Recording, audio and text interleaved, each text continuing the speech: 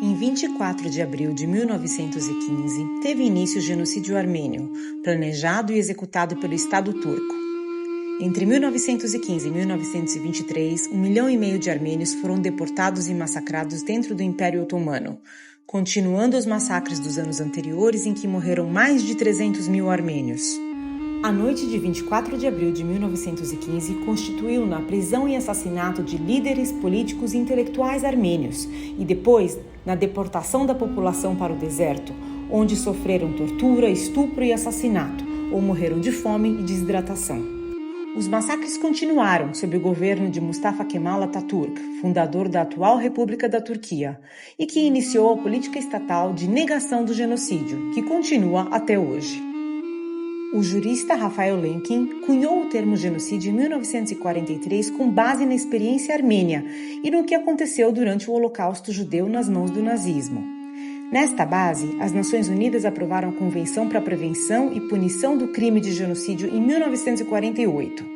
A diáspora armênia em todo o mundo, proveniente de refugiados e sobreviventes do genocídio armênio, luta pelo reconhecimento e reparação do genocídio perpetrado e negado pela Turquia. O mesmo plano de extermínio contra o povo armênio foi levado a cabo pelo Azerbaijão em Artsakh, Nagorno-Karabakh. Durante a sovietização da região no final da década de 1920, a região predominantemente armênia de Artsakh fazia parte da recém-criada República Armênia. Em 1921, por decisão de Stalin, o território ficou sob o domínio administrativo do Azerbaijão. Durante anos, a população armênia sofreu discriminação por parte das autoridades do Azerbaijão.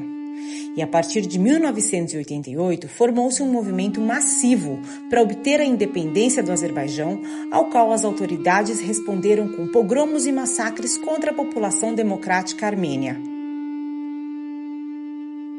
Em 1991, Artsakh declarou sua independência sob os mesmos regulamentos que todas as antigas repúblicas soviéticas.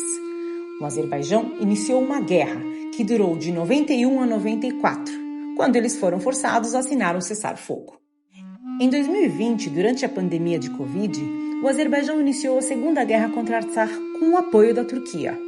Entre 27 de setembro e 9 de novembro de 2020, o Azerbaijão bombardeou a população civil e cometeu numerosos crimes de guerra documentados pelos próprios soldados racistas do Azerbaijão para zombar dos massacres armênios.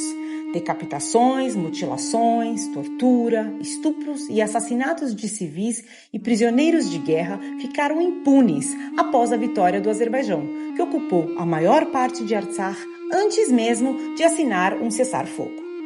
Entre dezembro de 2022 e setembro de 2023, o Azerbaijão bloqueou o corredor Perzor de Latim por 10 meses e manteve a restante população de Artsakh, 100 mil pessoas, sem alimentos, bens básicos e cuidados médicos, com a interrupção de serviços essenciais.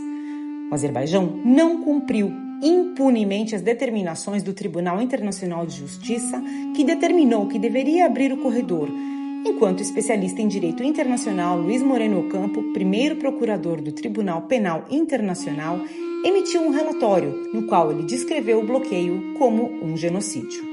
Em setembro de 2023, o Azerbaijão lançou um ataque contra a população civil de Artsakh após 10 meses de bloqueio e foram forçados a fugir para a Armênia. O Azerbaijão, não satisfeito com a limpeza étnica, continua a atacar e ameaçar a Armênia até hoje. O genocídio armênio nunca terminou. Foram 109 anos de genocídio.